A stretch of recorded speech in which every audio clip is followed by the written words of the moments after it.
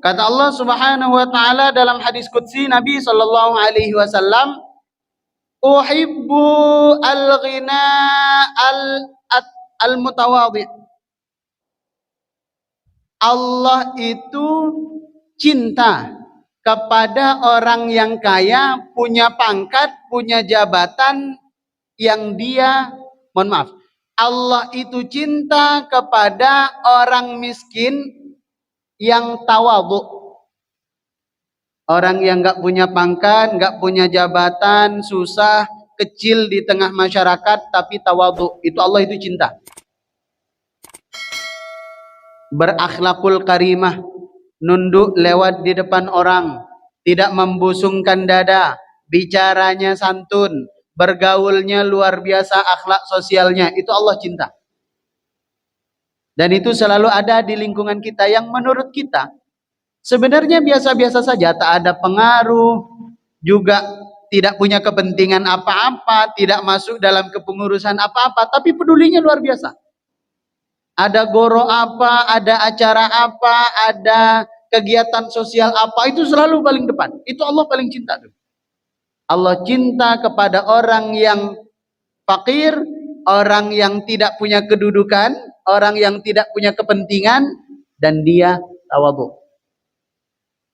Tapi Allah jauh lebih cinta kepada orang yang kaya, kepada orang yang punya kedudukan, harkat dan jabatan, dan dia tawadhu.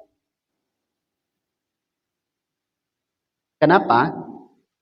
Karena tantangannya lebih berat orang kaya untuk tawadhu dibanding orang miskin untuk tawadhu. Kenapa? Orang miskin, orang yang susah, orang yang sulit untuk tawadhu itu gampang. Kenapa? Kesadaran dirinya membuat tawadhu. Biasanya tak mau duduk di depan, segan. Biasanya tak mau mempromosikan dirinya. Saya saja. Biasanya tidak mau karena segan. Lebih tawadhunya terjaga. Tapi Allah lebih mencintai orang kaya, berkuasa, tapi dia tawadhu. Kenapa? Kadang-kadang Allah menguji kita itu justru dengan kemudahan, dengan kelapangan, dengan kekayaan. Allah menguji kita tawadhu atau tidak. Tawadhu atau tidak. Tapi perlu digaris bawah. Tawadhu ini bagi si orang kaya, bukan sikap kita kepada orang kaya. Catat. Yang dimaksud tawadhu yang paling dicintai oleh Allah ini orang kayanya. Ini ada orang kaya, dia punya pangkat, misalnya dia punya pengaruh, misalnya, tapi beliau tawadhu. Beliaunya, bukan kita kepada beliaunya. Karena iya kadang-kadang kita ini agak beda sedikit. Saya sudah berkali-kali melihatlah realita di tengah masyarakat kita. Contoh. Ketika misalnya datang Pak Camat, warga itu kayak ketemu siapa begitu. Padahal baru camat. Nanti datang Pak Wali Kota, kayak ketemu siapa begitu. Nunduknya luar biasa, membungkuknya luar biasa. Ketemu orang yang kaya pun begitu. Padahal kata Nabi, man tawadhu'a li ghaniyin, barang siapa yang tawadhu, rendah hati kepada orang yang kaya karena kekayaannya, faqad dhahaba thulutsa dinihi, sudah hilang sepertiga agamanya. Misal nih, ada orang kaya di lingkungan kita dan kita menghormati dia karena kayanya, kita memuliakan dia karena kayanya, kita tawadhu kepada dia karena kayanya, itu kata Rasulullah sudah hilang sepertiga agama kita. Dan itu terjadi di lingkungan kita. Sangat nampak sekali. Tidak usahlah di acara-acara seharian. Sampai di acara formal, acara nikahan.